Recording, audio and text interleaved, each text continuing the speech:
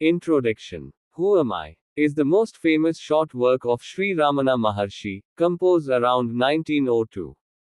It presents the essence of his teaching, self-inquiry, atma vichara, in a simple question and answer form. According to Bhagavan, the I thought is the first rising of the mind, and all other thoughts depend on it. If one inquires, who am I? The I thought subsides, revealing the pure self, which is existence, consciousness, bliss, Sat Chit Ananda. This text is not philosophy, but practical guidance for realizing one's true nature. The self, which is ever shining in the heart, is I. Questions and answers. 1. Who am I? The awareness, I am, is the self. The body, senses, and mind are not the self. 2. What is the nature of the self? The self is pure consciousness, existence, and bliss, ever shining, without birth or death. 3. How is the self to be realized? By inquiring within, who am I? This inquiry alone leads directly to realization. 4. Can one realize the self through study or discussion? No. The self is not attained by mere study or argument, but by direct experience through inquiry. 5. How is self-inquiry to be practiced? When a thought arises, ask, to whom has this thought occurred? The answer will be, to me. Then inquire, who am I? This turns the mind inward and dissolves thoughts. 6. When thoughts cease, what remains? Only pure consciousness, the true self, remains, shining as it always is.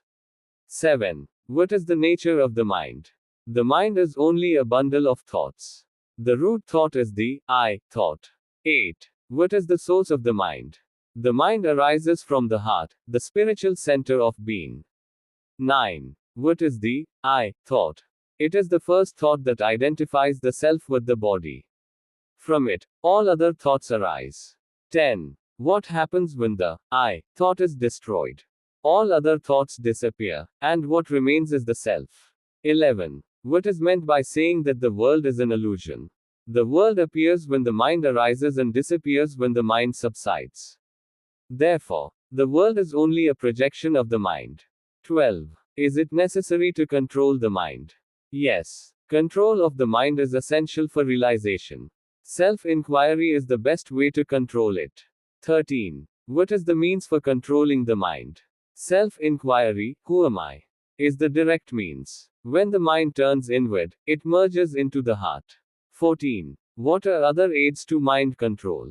Regulation of breath, meditation, devotion, and association with the wise are aids that help quiet the mind. 15. How does regulation of breath help? When the breath is controlled, the mind becomes still, like a bird caught in a net. But when the breath is released, the mind again becomes active. 16. What is meditation? Dhyan. Meditation is thinking continuously of the self or of God.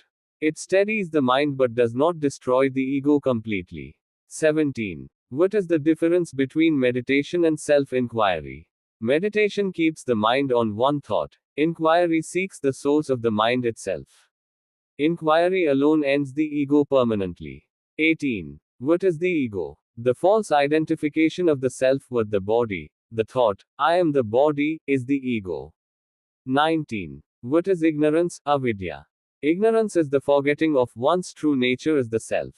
It is removed only by self-knowledge.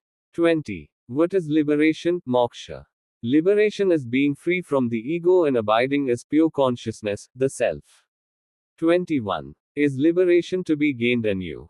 No. The self is always realized. Liberation is only the removal of ignorance, not the gaining of anything new. 22. Why does one experience misery? Because one identifies with the body and the world.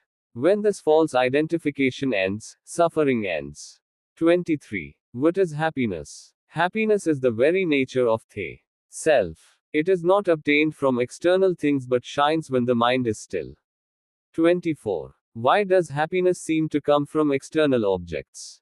When a desire is fulfilled, the mind becomes temporarily quiet, and the bliss of the self is felt. Thus, happiness comes from within, not from objects. 25. What is the role of God or Guru? They are not different from the self.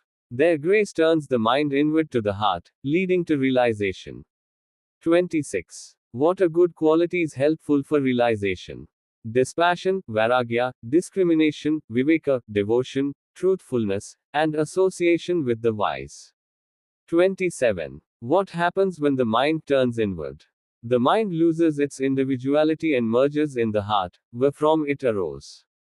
This is self realization. 28. What is the final state of the realized one, Janani? The Janani sees no difference between himself, the world, and God. He abides as the pure, undivided self, ever free, peaceful, and blissful. Hibiscus summary. Self-inquiry is the direct path to self-realization. When the mind, which rises as I, turns inward and merges into its source, the heart, the illusion of individuality ends. What remains is the eternal self, shining as I, the pure consciousness that never changes.